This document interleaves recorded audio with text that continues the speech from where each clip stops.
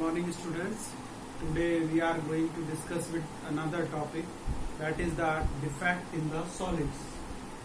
As we studied in a crystal, there are a specific arrangement of particles there. Crystalline जो solids होते हैं उनमें particle एक fix जगह पे जमा होते हैं, अलग अलग तरह के यूनिट सेल्स लैटिसेस हमने पढ़े हैं. तो इम्परफेक्शन इन सॉलिड्स हमारे जो टॉपिक्स हैं, डिफेक्ट्स इन सॉलिड्स और उसके type stoichiometric, non stoichiometric and impurity defects. इन तीन टाइप के डिफेक्ट्स के बारे में आज हम पढ़ने वाले हैं. सबसे पहली बात यह है, डिफेक्ट का मीनिंग है क्या या इम्परफेक्शन का मीनिंग है क्या और इसका इफेक्ट एक क्रिस्टल पे क्या पड़ता है. डिफेक्ट का मीनिंग क्या है, जैसा हम पढ़ के आए हैं कि क्रिस्टल के अंदर एक रेगुलर अरेंजमेंट में पार्टिकल जमा होते हैं, चाहे वो एटम हो चाहे वो आयन हो, तो उनको हम बोलते हैं लैटिस पॉइंट. और वो लैटिस पॉइंट अगर एक पैटर्न में जमा है तो कहते हैं कि ये परफेक्ट क्रिस्टल है. और जैसे जैसे हम टेम्परेचर बढ़ाते हैं तो टेम्परेचर बढ़ता है तो उसमें कुछ डिस्टरबेंस आना शुरू हो जाता है और हो सकता है कोई पार्टिकल वहां से निकल कर चला जाए या फिर अरेंजमेंट उसका चेंज हो जाए. तो इसको हम बोलते हैं इम्परफेक्शन इन द क्रिस्टल या इसको डिफेक्ट इन क्रिस्टल के नाम से भी जाना जाता है. और इनको हम थर्मोडायनेमिक डिफेक्ट भी कहते हैं क्योंकि ये जनरली हीट से जनरेट होते हैं. तो डिफेक्ट इन सॉलिड्स को हमने दो कैटेगरी में डिवाइड किया गया है. नंबर 1 सॉलिड डिफेक्ट्स, नंबर 2 है line defects. Number 1 is point defect, number 2 is the line defect. Point defect का मतलब क्या है कि हमने क्रिस्टल के अंदर इस तरह से पार्टिकल्स को अरेंज माना है.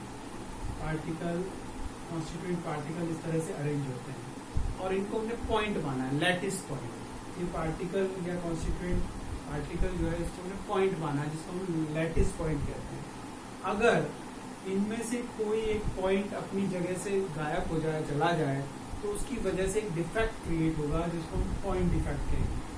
अब एक बात हम यहाँ समझ लेते हैं कि डिफेक्ट से क्या होने वाला है. डिफेक्ट से क्या होगा कि उसकी प्रॉपर्टी चेंज हो क्रिस्टल की. उसकी फिजिकल प्रॉपर्टी चेंज हो सकती है, उसकी केमिकल प्रॉपर्टी चेंज हो सकती है. और हमने पहले चैप्टर में जब पहला स्टार्ट किया था तो बताया था कि आजकल काफी कुछ नए टाइप के सॉलिड्स बन गए हैं कंपोजिशन को चेंज कर या उनमें डिफेक्ट क्रिएट कर. पॉइंट डिफेक्ट ही हमारे यहाँ पर है. और पॉइंट डिफेक्ट यानी कि पार्टिकल्स का अपनी जगह से गायब हो जाना या कहीं दूसरी जगह पे शिफ्ट हो जाना, उस पर ही डिफेक्ट हमारे यहाँ पे सिलेबस में है. इसको यहाँ 3 टाइप में डिवाइड किया गया है. Number 1 is stoichiometric defect, number 2 is non stoichiometric defect and number 3 is impurity defect. Stoichiometry क्या होता है, किसी भी कंपाउंड का एक फॉर्मूला होता है. अगर फॉर्मूले के अकॉर्डिंग उसमें पार्टिकल्स हैं तो वो स्टोकियोमेट्री कहलाता है. या फिर हम इक्वेशन को जब बैलेंस करते हैं तो उसके आगे कोएफिशिएंट लगाते हैं, वो स्टोकियोमेट्री कहलाता है. तो अगर स्टोकियोमेट्री मेंटेन रहती है डिफेक्ट के बावजूद तो उसको हम बोलते हैं स्टोकियोमेट्रिक डिफेक्ट. और अगर उसकी स्टोकियोमेट्री में डिफरेंस आता है, डिस्टर्ब हो जाती है, तो उसको हम बोलते हैं नॉन स्टोकियोमेट्रिक डिफेक्ट. और थर्ड टाइप है इम्प्योरिटी डिफेक्ट. नाम से ही पता चल रहा है कि अगर सपोज हमारे पास NaCl का क्रिस्टल, तो हमने NaCl के अलावा उसमें अगर कोई दूसरा ionic compound as a impurity आ गया, जैसे स्ट्रॉन्शियम क्लोराइड आ गया, तो उसकी वजह से उस क्रिस्टल में एक डिफेक्ट क्रिएट होगा, तो उसको हम बोलेंगे इम्प्योरिटी डिफेक्ट. इसको आगे हम डिटेल से पढ़ेंगे. तो जो स्टोकियोमेट्रिक डिफेक्ट है उसको फर्दर डिवाइड किया गया 4 टाइप में. Vacancy defect, interstitial defect, Schottky defect और फ्रेंकेल डिफेक्ट. ये जो डिफेक्ट है ये नॉन आयनिक कंपाउंड में होता है, नॉन आयनिक. और ये जो डिफेक्ट है ये आयोनिक कंपाउंड में होता है. दूसरा है नॉन स्टोकियोमेट्रिक डिफेक्ट. इसको भी हमने 2 कैटेगरी में डिवाइड किया है. एक है मेटल एक्सेस और दूसरा है मेटल डेफिशिएंट डिफेक्ट.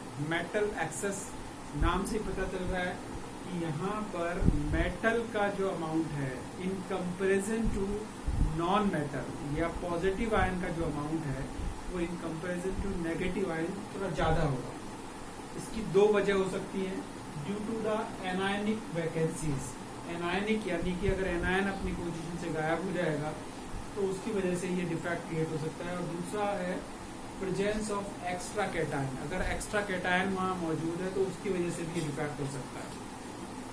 दूसरा टाइप है इसका मेटल डेफिशिएंसी डिफेक्ट। इसके अंदर कैटायन और एनायन के प्रोपोर्शन में कैटायन ज्यादा होता है और मेटल का कंपोजिशन में कम होता है, इसलिए इससे जो डिफेक्ट क्रिएट होगा उसको हम बोलेंगे मेटल डेफिशिएंसी डिफेक्ट। फर्स्ट है स्टोकियोमेट्रिक डिफेक्ट। स्टोकियोमेट्रिक डिफेक्ट के हमने 4 टाइप्स बताए थे। Number 1 vacancy defect, number 2 interstitial defects, number 3 Schottky defects, number 4 Frenkel defects. अब देखिए ये जो डिफेक्ट दोनों होते हैं, वैकेंसी और इंटरस्टाइटल डिफेक्ट जो है, ये वो क्रिस्टल्स में होते हैं जहाँ पर नॉन आयनिक है। इसमें क्या है कि यहाँ साइट है, इनको हम लैटिस पॉइंट कहते हैं। इनमें से कोई भी एक साइड से जो पॉइंट है वो गायब हो जाता है, वो एटम गायब हो जाता है। तो इससे क्या होगा, ओवरऑल यहाँ इसकी डेंसिटी में कमी होगी।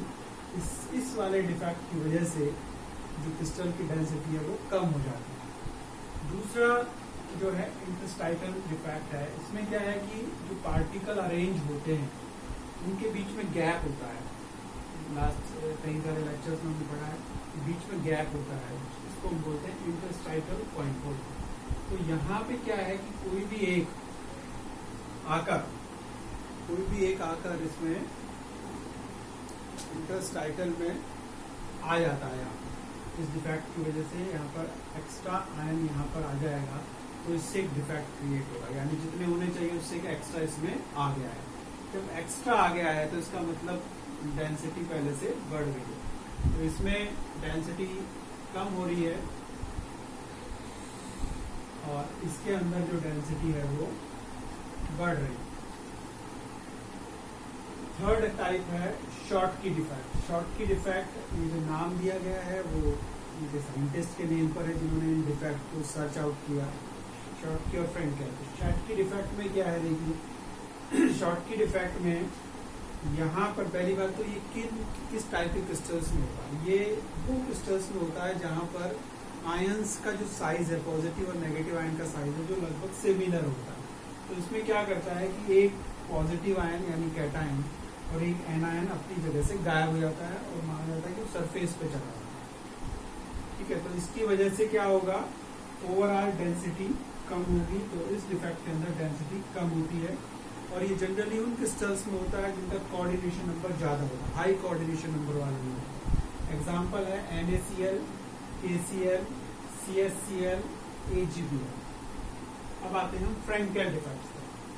यहाँ पर फ्रैंकेल डिफेक्ट्स में क्या है कि यहाँ पर जो मेन बात है दोनों में डिफरेंस ये है कि यहाँ पर जो आयंस है, ये दोनों तरह के जो डिफेक्ट्स हैं वो आयनिक कंपाउंड्स में होते हैं। तो यहाँ पर पॉजिटिव और नेगेटिव आयन जो है उसके साइज में काफी डिफरेंस है। तो पॉजिटिव आयन छोटा है इन कंपेरेटिव टू नेगेटिव। तो पॉजिटिव आयन क्या करता है कि अपनी पोजीशन छोड़कर इंटरस्टाइटल में आ जाता है। तो इसमें क्या हुआ कि दोनों डिफेक्ट हो गए, तो वैकेंसी डिफेक्ट भी हो गया और इंटरस्टाइटल डिफेक्ट भी हो गया। तो क्रिस्टल से कोई चीज बाहर नहीं गई है, केवल उसने अपनी जगह बदल ली है। तो इस वजह से इसकी डेंसिटी पे कोई फर्क नहीं पड़ता है। और ये जनरली डिफेक्ट किन में होता है, ये होता है जिनका लो कोऑर्डिनेशन नंबर वाले जो क्रिस्टल्स होते हैं उनमें ये डिफेक्ट होता है। एग्जाम्पल है AgCl, AgBr, ZnS।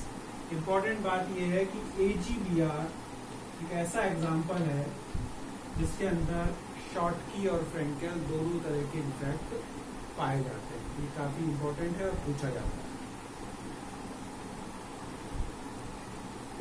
Now over to move on non-stoichiometric defect. Non-stoichiometric इसका मतलब इसमें क्रिस्टल की स्टोइकियोमेट्री डिस्टर्ब होने वाली है, प्रोपोर्शन सही नहीं। ये दो तरह से होता है, एक होता है मेटल एक्सेस डिफेक्ट और दूसरा होता है मेटल डेफिशिएंट डिफेक्ट। दो कैटेगरी में इसको डिवाइड किया गया है।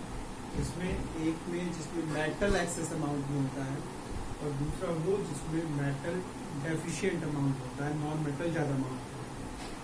मेटल एक्सेस जो डिफेक्ट है इसको हमने दो कैटेगरी में डिवाइड किया है। ड्यू टू एनायनिक वैकेंसीज, ऐसा डिफेक्ट जो एनायन की वैकेंसी की वजह से यानी नेगेटिव चार्ज की वैकेंसी की वजह से बना है। अब यहाँ हम देख सकते हैं यहाँ पर ये anion cation anion cation anion cation इस तरह से। इसमें क्या है कि एक एनायन अपनी जगह से चला गया है और इस वैकेंसी की वजह से इस क्रिस्टल के अंदर एक डिफेक्ट क्रिएट हो गया है। अब ये डिफेक्ट है क्या, और इसमें हम हेडिंग दे रहे हैं मेटल एक्सेस, यानी कि इसके अंदर मेटल का अमाउंट एक्सेस होना चाहिए। तो इसके लिए हम एक एग्जांपल लेते हैं।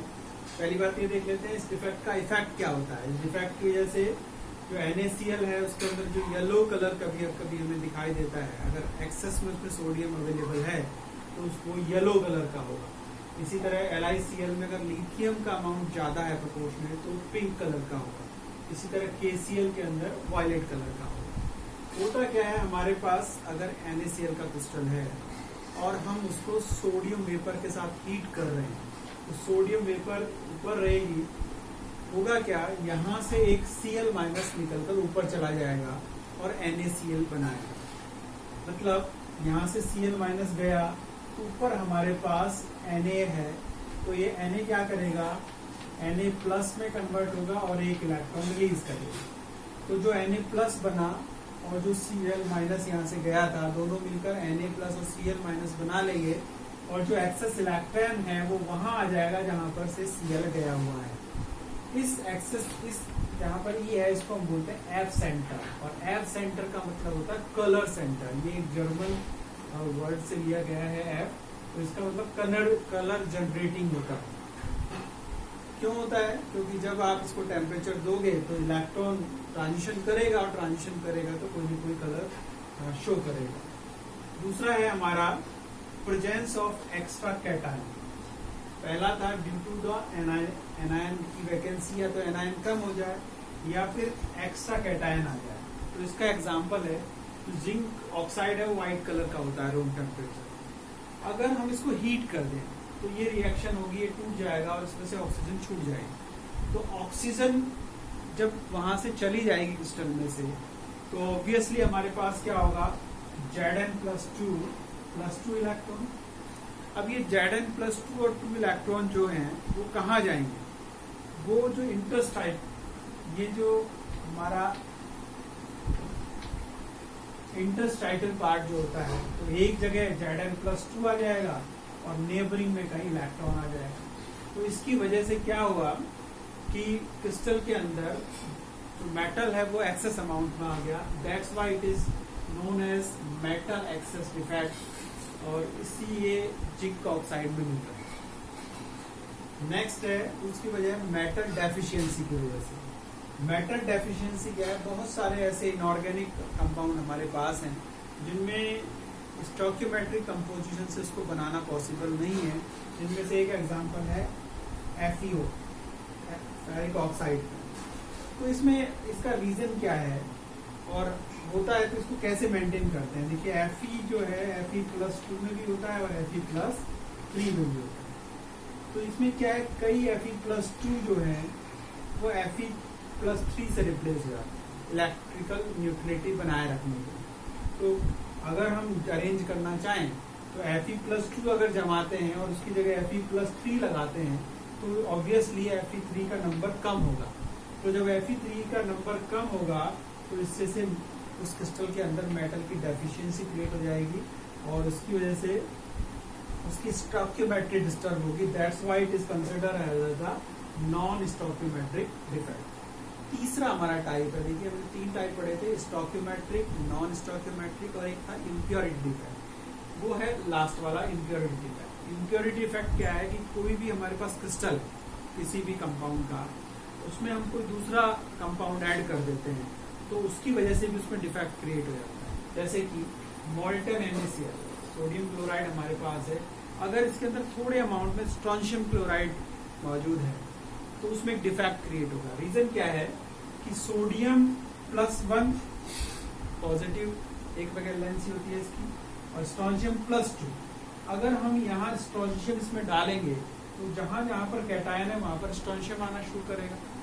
अब स्ट्रोंशियम पे +2 चार्ज है तो इलेक्ट्रिकल न्यूट्रलिटी को मेंटेन करने के लिए ये क्या करेगा, एक Na+ यहाँ से गायब हो जाएगा, और Na+ गायब आ जाएगा तो इसका मतलब हमारे क्रिस्टल में डिफेक्ट आ गया, एक पॉइंट गायब हो गया अपनी जगह से। इसी तरह का एक दूसरा एग्जाम्पल है CdCl2 एंड AgCl2 को अगर हम लेते हैं तो वो भी इम्प्योरिटी डिफेक्ट की कैटेगरी में आता है।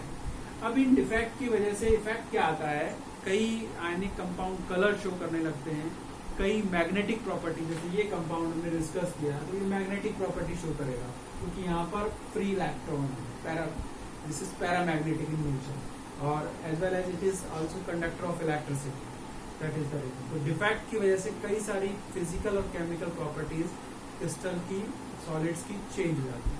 Thank you.